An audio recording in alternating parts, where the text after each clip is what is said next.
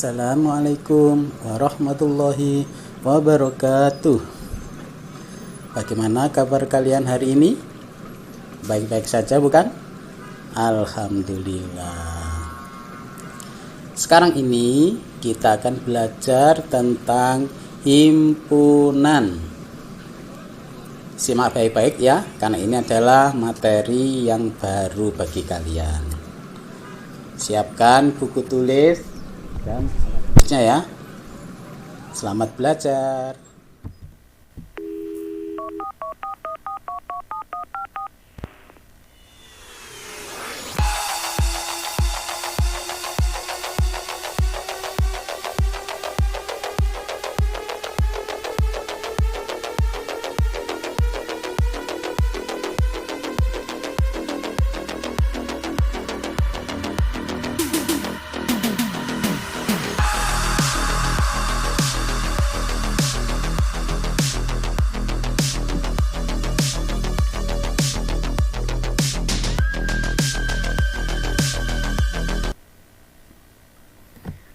Komputasi dasar yang kita bahas kesempatan kali ini adalah tentang himpunan, khususnya pada pertemuan pertama, yaitu menjelaskan himpunan, himpunan bagian, himpunan semesta, himpunan kosong,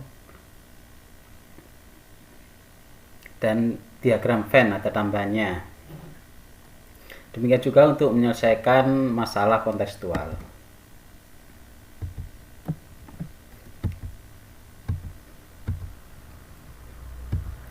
Ini adalah rencana pembagian materi pertemuan 1, pertemuan kedua, dan yang ini pertemuan ketiga.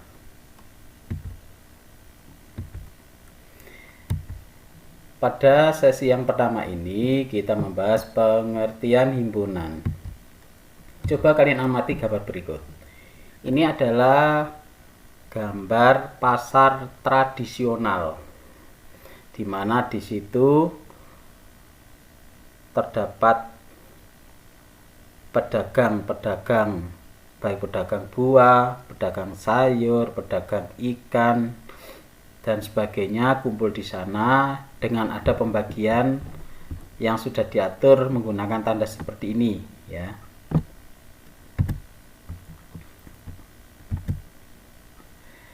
Ketika kalian pergi ke pasar, kalian akan menjumpai berbagai dagangan yang dijual dengan jenis yang sama, dikelompokkan di tempat yang sama. Misalnya, ada kelompok pedagang sayur-sayuran, ada kelompok pedagang buah-buahan, ada kelompok pedagang ikan, dan sebagainya. Jika kalian ingin membeli kacang panjang, buncis, bayam, dan kecambah, maka pergilah ke daerah kelompok pedagang sayur-sayuran. Demikian juga jika ingin membeli nanas, jeruk, apel, maka harus pergi ke daerah kelompok pedagang buah-buahan. Begitu seterusnya ya. Jika kalian cermati, kelompok-kelompok tersebut merupakan contoh dari himpunan dalam kehidupan sehari-hari. Perhatikan kumpulan-kumpulan berikut. Kumpulan hewan berkaki dua, kumpulan lukisan indah, kumpulan gedung tinggi, kumpulan nama bulan, kumpulan siswa berkacamata, kumpulan orang kaya. Dari beberapa kumpulan itu, sekarang kita kelompokkan.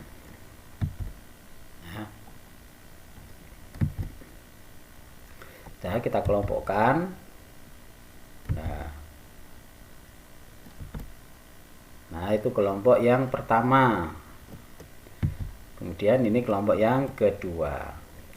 Untuk yang kelompok pertama, kumpulan hewan berkaki dua, kumpulan nama bulan, kumpulan siswa berkacamata, itu disebut sebagai himpunan.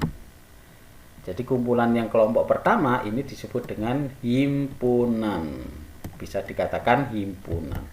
Untuk yang kelompok yang kedua dikatakan bukan himpunan meskipun sama-sama kumpulan. Ya. Dari mana perbedaannya? Perbedaannya ada pada sifat yang dimiliki oleh kumpulan tersebut. Misalkan kumpulan hewan berkaki dua. Sudah jelas kan? Hewannya harus berkaki dua. Berarti kambing tidak termasuk dalam kumpulan ini, ya. Itu dan ke bawah ini sama ya. Jadi alasannya seperti itu. Untuk yang kelompok berikutnya, kumpulan lukisan indah. Sekarang kata-kata indah itu batasan indah itu yang seperti apa? Nah, jadi batasannya kurang jelas. Sehingga kesimpulannya bahwa himpunan adalah kumpulan benda atau objek yang dapat didefinisikan dengan jelas. Itu maksudnya kumpulan yang bisa dikatakan sebagai himpunan. Anggota dan bukan anggota himpunan. Suatu himpunan dilambangkan dengan huruf kapital. Masih ingat huruf kapital ya? Misal A, B, C dan seterusnya. Ini menggunakan huruf besar ya. Anggota himpunan dilambangkan dengan tanda seperti ini, seperti huruf E. Nah, ini lambang dari anggota suatu himpunan. Kalau bukan anggota, maka lambangnya E dicoret seperti ini. Ya, itu perbedaan lambang dari anggota himpunan dan bukan anggota himpunan. Nah, perhatikan gambar di samping itu. Ada gambar kucing, ada gambar sapi, dan juga gambar gajah. Misalkan ini diberi nama himpunan A yang beranggotakan kucing, sapi, dan gajah, maka dapat ditulis kucing anggota dari A. Ya, kucing anggota dari himpunan A. Sapi juga anggota himpunan A. Gajah juga anggota himpunan A. Kalau tikus, ya, karena dia tidak termasuk di dalamnya, maka tikus bukan anggota himpunan A. Jadi lambangnya hati-hati ya, lambang seperti ini. Kuda juga bukan anggota himpunan A. Demikian juga ayam bukan anggota himpunan A.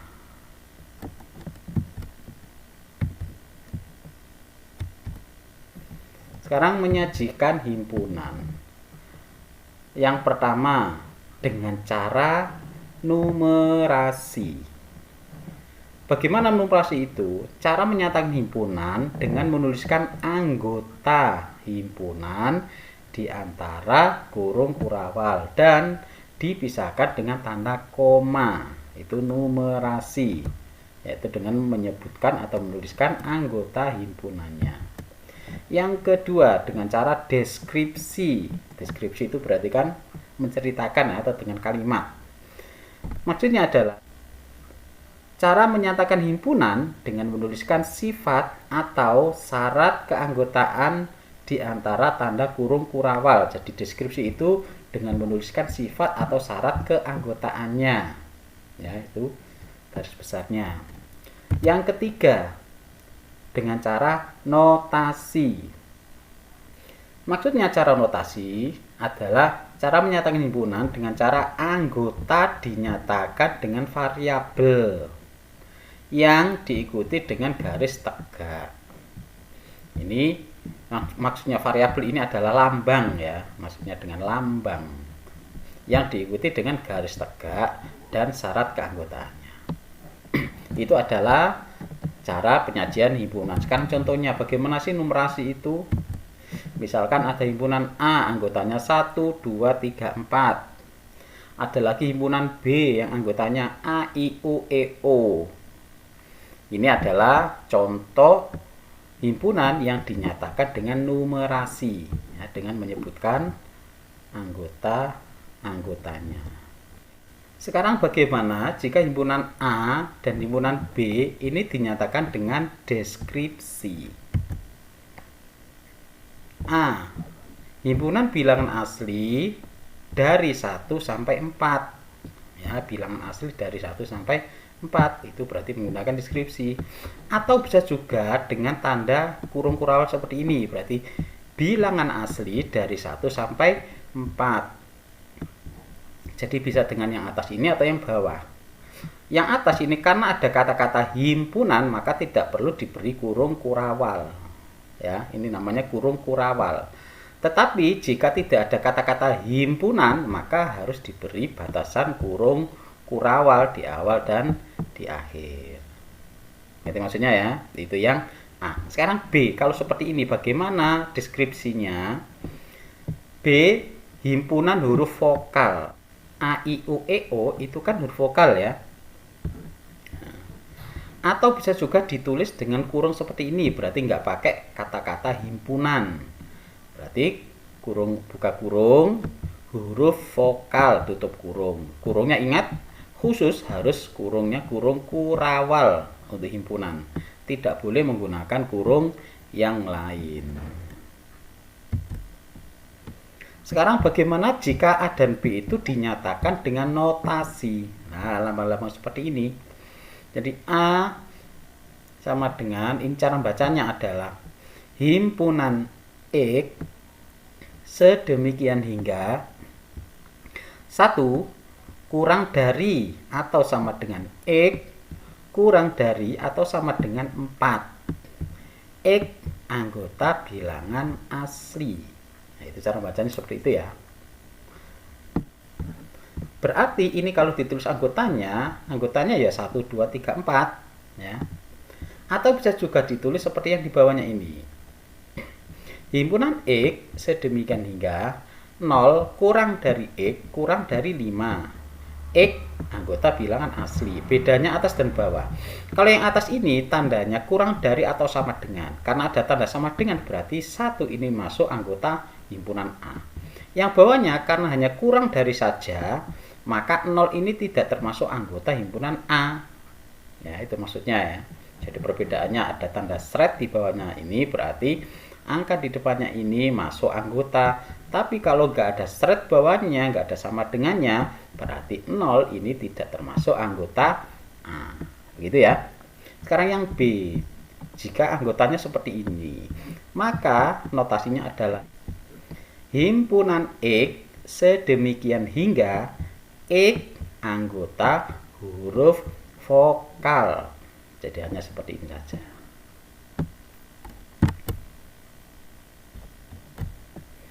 Berikutnya adalah himpunan kosong. Istilah kosong berarti tidak memiliki apa-apa kan, kosong. Jadi himpunan kosong adalah himpunan yang tidak mempunyai anggota dan dinotasikan dengan lambang seperti ini.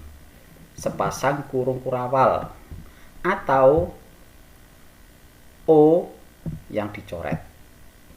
Nah, itu lambang dari himpunan kosong. Ini perlu digarisbawahi ya, karena ini adalah kata kuncinya.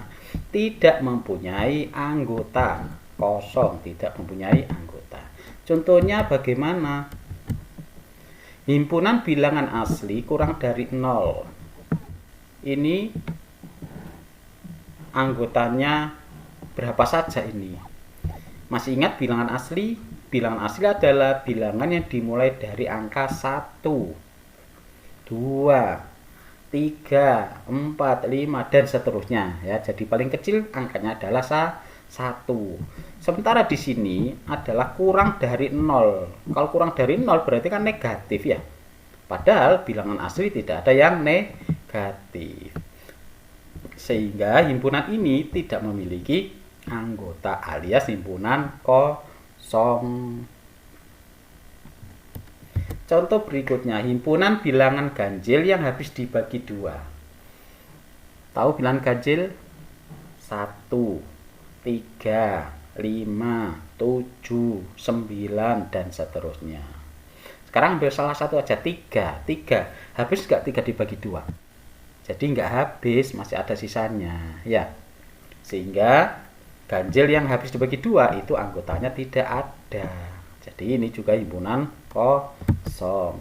Contoh berikutnya, himpunan siswa kelas 7 yang usianya 5 tahun Ada enggak siswa kelas 7 yang usia 5 tahun? Enggak ada. Contoh berikutnya, himpunan siswa kelas 7 yang tingginya 3 meter. Ini juga himpunan kosong alias tidak memiliki anggota. Berikutnya himpunan semesta. Berikut ini adalah hewan mamalia yang ada di kebun binatang. Kamu lihat semuanya ya. Nah, itu adalah hewan-hewan yang ada di kebun binatang. Jika hewan-hewan tersebut dikelompokkan berdasarkan huruf awalnya, maka bisa dinyatakan sebagai berikut. K sama dengan kelinci, awalnya K. Ada kelinci ya. Ini. Kemudian koala. Mana koala? Ini. Kemudian kuda, ada. Kemudian kucing. Nah, itu awalannya K. Berikutnya yang himpunan T, anggotanya tapir, tupai, tikus. Jadi semuanya huruf awalnya T. Berikutnya kelompok S, huruf depannya S, berarti singa. Ada sini. Simpanse juga ada. Dilihat dari contoh tersebut, maka objek utama yang dibicarakan adalah hewan mamalia. Ya, jadi semuanya adalah hewan mamalia. Sehingga mamalia tersebut dapat dikatakan sebagai himpunan semesta. Jadi himpunan semesta itu yang menjadi pokok atau objek pembicaraan. Ya, jadi himpunan semesta adalah himpunan seluruh unsur yang menjadi objek pembicaraan dan dilambangkan dengan huruf S. Berikutnya diagram Venn. Nah, ini juga hal baru ya. Hewan mamalia di atas tadi yang sudah kita bahas dapat dikelompokkan dalam bentuk sebagai berikut. Ada gambar persegi, kemudian di dalamnya ada lingkaran, di dalamnya ada nama hewan-hewan. Kemudian di atasnya ada lambang, dikasih tanda dari setiap lingkaran tersebut. Nah, bentuk yang seperti ini dikatakan sebagai diagram Venn. Ya, jadi diagram Venn dinyatakan seperti gambar di atas itu.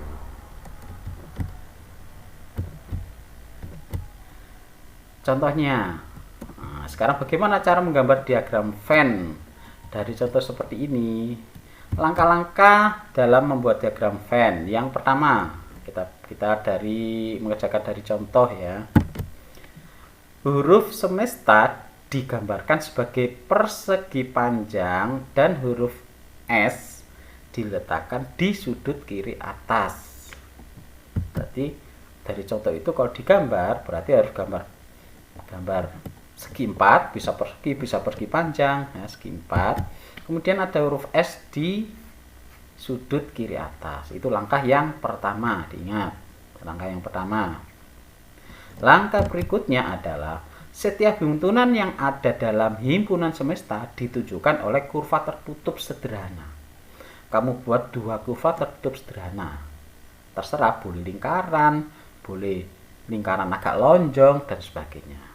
Kemudian sebelum menggambar, karena di sini ada himpunan A dan himpunan B yang digambar, S-nya ini kan semesta, sudah digambar. Yang perlu digambar adalah A dan B. Sekarang dilihat anggota A dan anggota B ada enggak yang sama? Kalau ada yang sama, maka kurva tertutupnya harus berpotongan ya. Kalau ada yang sama berarti harus berpotongan. Karena ini tidak ada yang sama, maka kurva tertutupnya terpisah seperti itu. Jadi maksudnya ya. Jadi sebelum menggambar kurva tertutup, tentukan dulu antara himpunan A dan B yang mau digambar itu ada ndak anggotanya yang sama. Kalau ada maka berpotongan, kalau tidak ada berarti terpisah seperti itu. Masing-masing dikasih nama himpunan A, himpunan B. Otomatis di lingkaran yang pertama ini himpunan A anggotanya adalah semua anggota himpunan A. Setiap anggota himpunan ditunjukkan dengan titik. Jadi nanti ada titiknya seperti ini. Nah, titik 1, titik 2, titik 3. Kemudian himpunan B, yang anggotanya B berarti titik 4, titik 5, titik 6. Ingat bahwa bangun segi 4 ini adalah himpunan semesta, berarti S anggotanya harus semuanya berada di dalam kotak ini.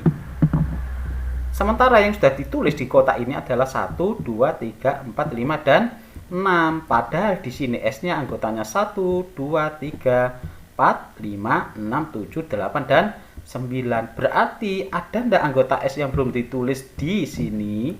Ada. Yaitu berapa? 7, 8, dan 9. Ditulis di luar lingkaran atau di luar kurva tertutup. Karena 7, 8, 9 dia tidak termasuk anggota A, juga tidak termasuk anggota B. Jadi dia berada di luar lingkaran, tapi berada di dalam segi 4. Gitu ya. Oke. Bila anggota suatu himpunan mempunyai banyak anggota, maka anggotanya tidak perlu dituliskan. Misalkan himpunan A anggotanya 50. Nah, bagaimana nulis 50? Titik sampai 50 kan tidak cukup. Jadi tidak perlu dituliskan titik-titiknya, tetapi dituliskan langsung banyaknya anggota himpunan. Itu nanti materinya ya.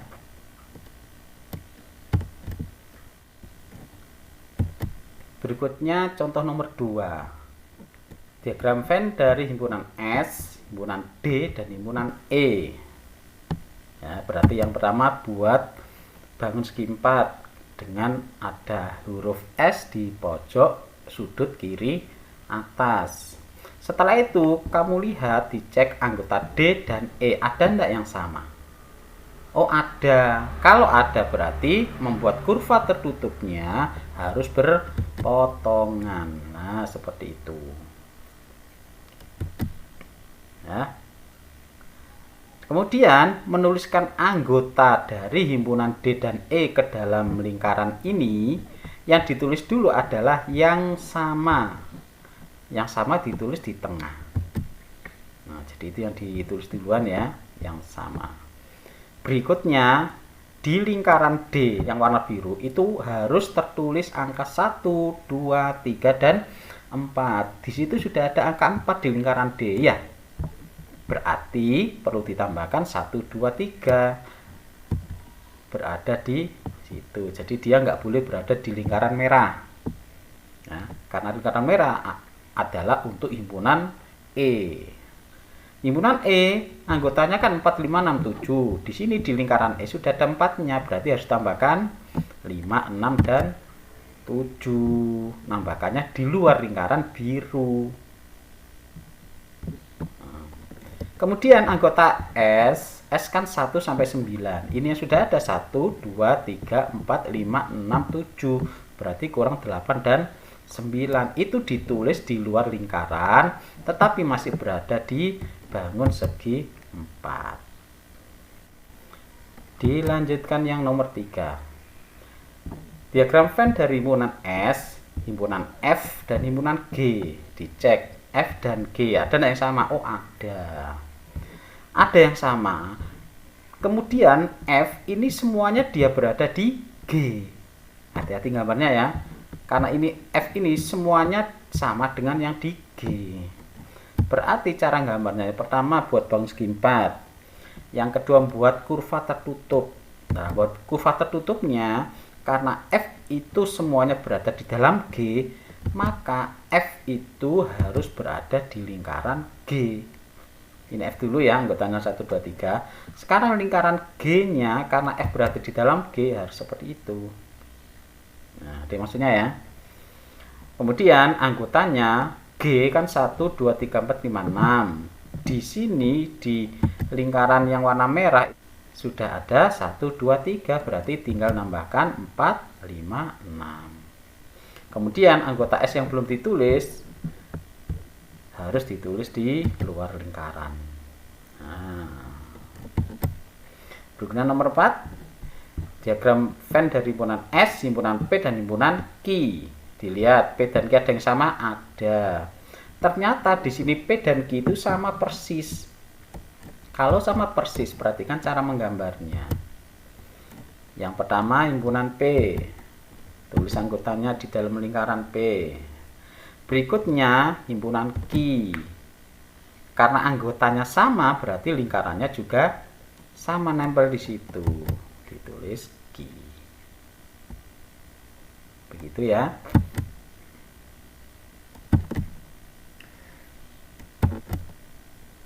Sekarang kita latihan soal ya. Dari apa yang sudah kalian pelajari, sekarang berlatih sambil mengingat-ingat yang sudah dipelajari tadi.